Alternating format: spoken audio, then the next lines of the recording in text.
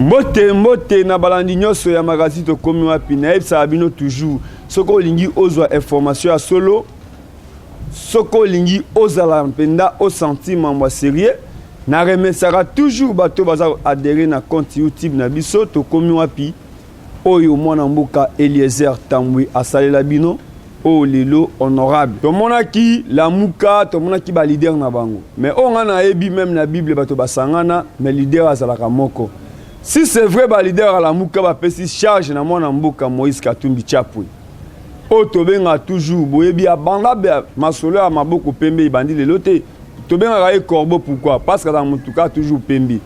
Tokotala ndenge tokomona ba leader à la Mouka. Nde balakisa biso ko sangana. Ba finga bato muskena ba boyi ko sangana. Tokomona bilongi nini tokomona katanga parce que arrivé à mon amboka Moïse Katumbi. Image yango moko ikolba yango wana bomoni Dema Kesi la cameraman ya to komi wapi azawana poto boyi tozwa information lokuta bokotala arrivé à mwana mboka Moïse Katumbi absence na ye 3 ans est-ce que ba congolais babosana ye to nzela ngo ya Kasumbale sa o ba yoka keno akoma ata na frontière te mais to mona kanga photo na wakamanda o a RFI Moïse a ekolongola défi totala biso to komi wapi to la toujours o esengeli mais biso to tunika mutuna mwana mboka Martin Fayulu o lelo akomi soldat du peuple to yokike akerisi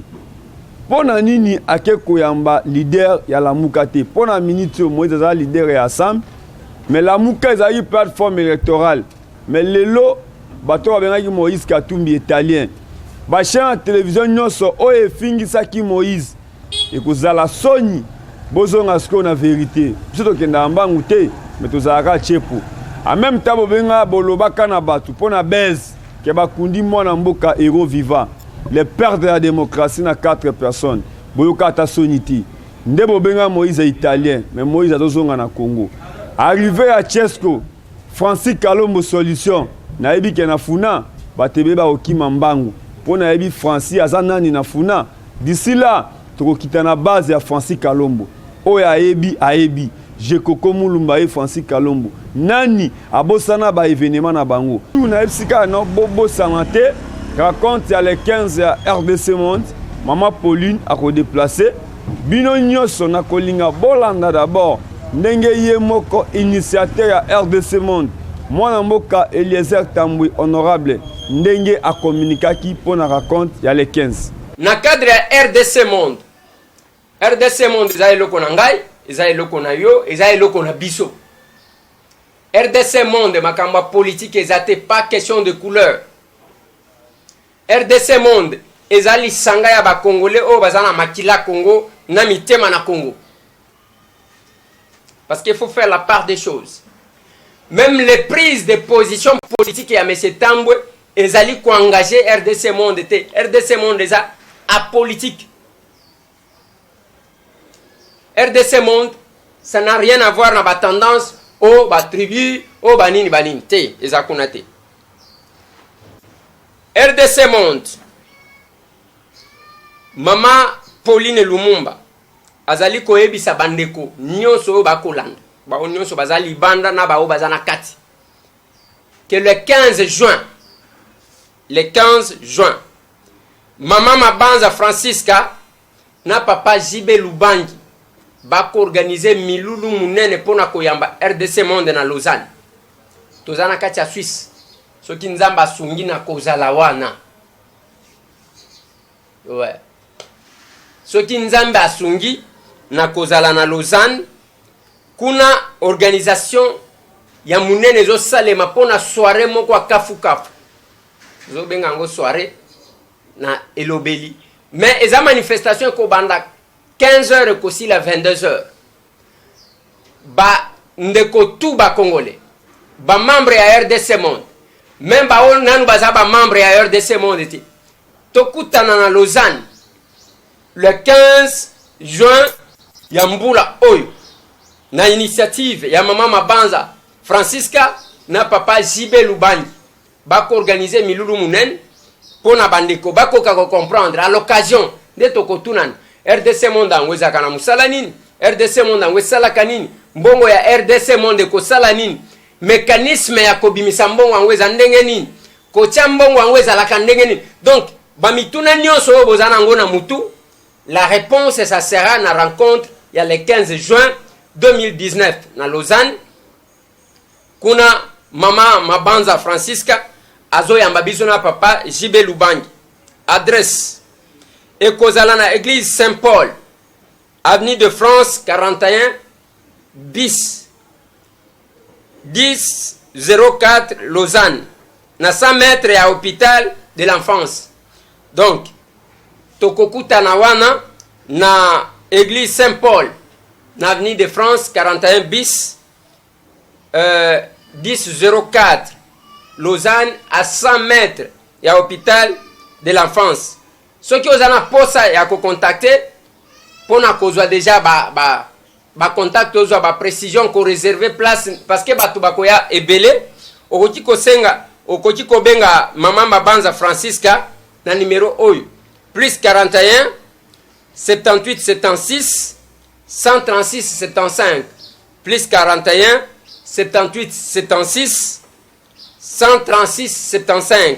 soit papa JB Lubangi na plus 41 764 0047 41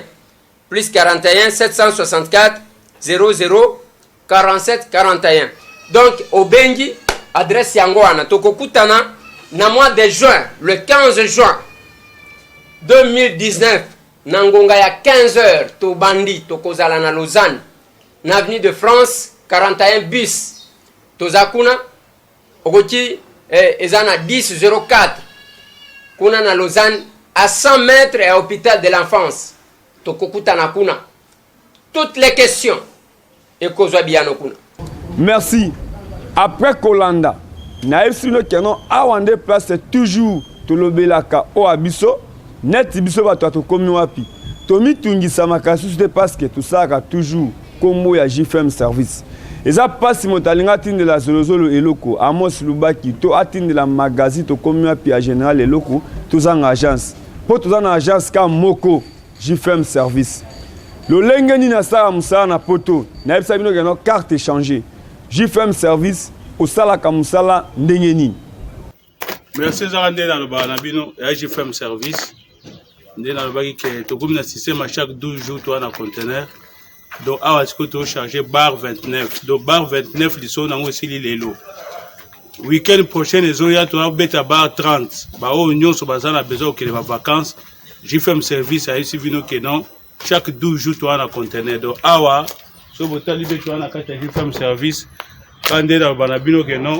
bakar na biso sala ba transport ya ngoyo biso so kutu na ne communauté. Mais bar 29 conteneur ya wana bozomona ese kangami tosenga batu nyonso bamboka nyonso JFM service ya ali. Donc boye ba to charger ja bar 29 et sili lelo do tozo banda bar 30 à partir ya lundi o nyonso za biloko na e dans 12 jours JFM service a chargé bino ba taba vacances bo pia confiance bo santé que tu as toujours un système ya fret ya bakar bon mamata de lungwa nango kune koma nango na kata kini o yo sana karna ya benga JFM service bo sepela bana state bino mo bolandi ndenge JFM asaka musala soko ozana ba kolina yo ezana ba bis o ezala kawana pono kolongola ba biloko na ba agence koya nango ko charger na conteneur yango na esino keno bar 29 yango wana déjà ekangami bar 28 ya déjà d'ici là bokozwa modo de keno boya ozwa ba kolina bino JFM service a osa toujours musala nayi moto tout aebi RDC monde eza mama Pauline mama présidente na Suisse soki olingi yaka epanga ye benga na ba numéro ba carton eza wana parce que JFM service et ate kilia oya koluka carton te ba carton ezalaka déjà wana et pas mama Pauline et pas Richard Pangi ba biloko eza wana avec JFM service ba congolais ba longwe na pasi moto to alinga tinda ndeko na ye eloko batinda ngomba la moko pe JFM makaba mituka asikate mutuka neti oyo botala eza accidenté ça na poto